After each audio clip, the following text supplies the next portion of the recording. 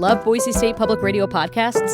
They are free to enjoy, but not free to produce. If you can give, your support helps keep shows like Idaho Matters and Scandalize available to everyone. Donate now at boisestatepublicradio.org. You're listening to Idaho Matters on Boise State Public Radio News. I'm Gemma Gaudette. When astronaut Suni Williams climbed into the International Space Station last June, she was planning to be back on Earth a week later. Well, problems cropped up with the spacecraft Starliner, which was supposed to take Suni home. So that means that she has been in space for the last 8 months. Her unexpected stay, though, has brought extra attention to the station's Expedition 72 mission, which started in September, and it's been working on everything from genetic sequencing to life support systems in space. And later this week, kids from Boise's Hawthorne Elementary will get a chance to chat with one of the astronauts on the space station, and they will get to ask them about the mission and about life in space. So joining us now are Kelly Taylor. She's a third grade teacher at Hawthorne, and Sawyer Cantrell. He is in the third grade at the Boise school. I want to welcome you to the show. Good afternoon. Thank you for having us. So, Kelly, how did all of this happen? How did you get your Boise students a chance to talk to the International Space Station? Well, I had an experience with NASA back in 2017, and that really opened my eyes to the importance of space education and how we can bring it to our students. And so since that time, I've done a variety of things to kind of help connect our students with all the things and all the careers that are available through space exploration. Getting a downlink, a NASA in-flight education downlink, is not an easy task. So we have actually been applying for this for the last 3 years, and we're thrilled when this year our school was selected. But we wanted to make it more than about one class or one school. We really wanted to make sure that students in Idaho kind of understand that they're a part of this mission too. And so we opened it up to students across Idaho to also ask questions. And we're really excited to see how it all turns out on Friday. So, Kelly, who will the students get to talk to? Originally, it was supposed to be Suni, but that may have changed. Yes, over the winter break, we had a few changes coming in. It looks like we're going to be talking with Don Pettit. So he has been up on the International Space Station. And truthfully, we're thrilled. It's always nice to see a variety of representation, but, we can't be more thrilled to have our questions answered live up on the International Space Station.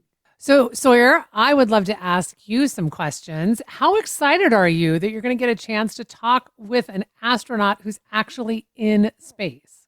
I'm really excited. And do you have a question that you want to ask the astronaut? Yeah. Is it Can you tell us what it is? Is it easy to walk in space? With a 280-pound spacesuit in space?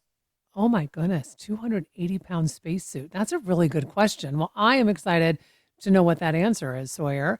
So, Kelly, great question from Sawyer, but how are you deciding which questions will get asked? Because I'm guessing you had to kind of narrow it down. We did. It's so difficult because there's such a great variety of questions. Some were wanting to know if they saved kittens on the moon. So we put the questions, we gave our students at Hawthorne from pre-K to 6 the opportunity to ask a question or submit a question. So that's kind of the process. All the students interested in Idaho could submit a question. And then we had a panel that we just kind of reviewed those questions.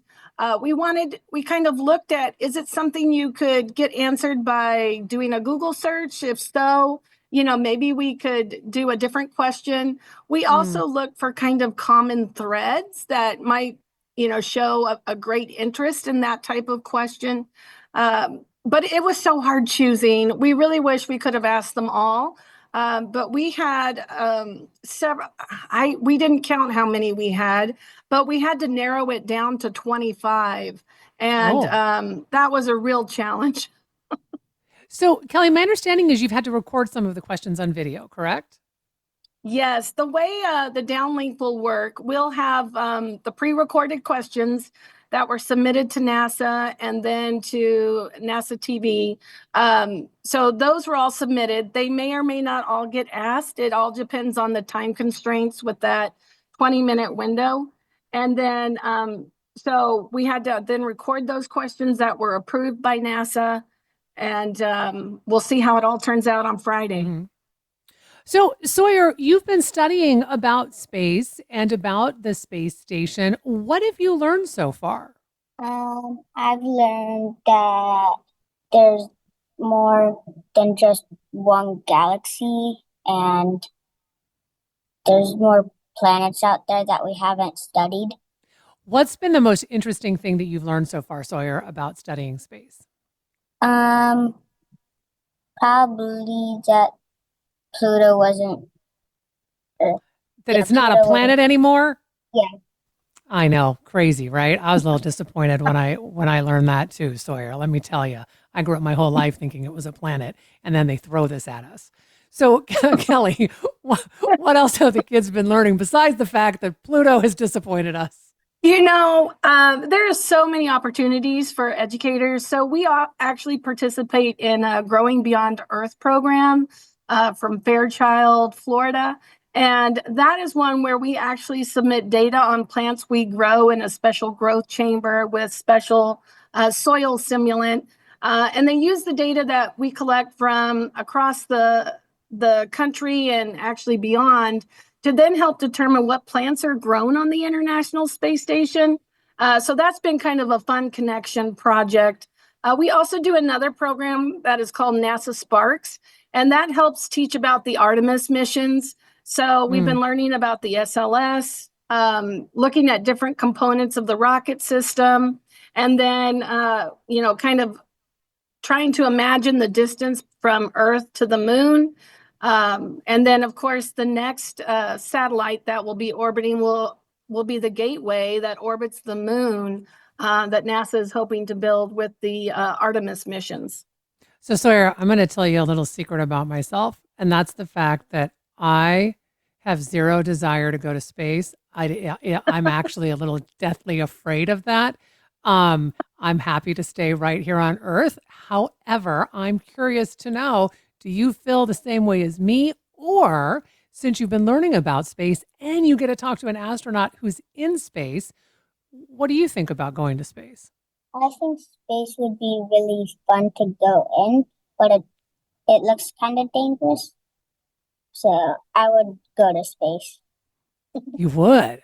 That is pretty cool, I have to say. 'Cause I am not there at all about that. I'm happy to let other people go and explore. So, Kelly, I'm with I you am on that. assuming. I love the planet Okay, Earth. good. So Okay, good.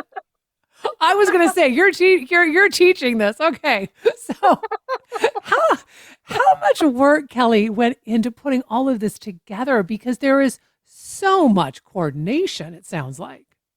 Yes, I'm so glad you asked that because I really have a few people I have to thank for their extraordinary help. So we've had teams for the different application processes that have, worked and helped create that application piece. And then, it sounded so easy when we put the application together. And we've had some integral help here. Our learning coach at Hawthorne Elementary, Chris Conant, I couldn't have done this without him. Hawthorne couldn't have done this without him. He did an amazing job recording all our student videos. Dan Holler at the Boise School District has been great. He helped other Boise schools that needed to get some videos recorded. He helped them out as needed. And, like all wonderful things in education, we can't do it without the support of our administrator. Mhm. Monica Neidiger is an amazing administrator here at Hawthorne. And, it just wouldn't be possible. Her enthusiasm and joy is contagious. And so when, she's as excited as I am, it takes all the worry out of kind of what we're doing. And we're just really getting to enjoy the moment. And I am excited for Friday. I am also excited for, the work to wrap up.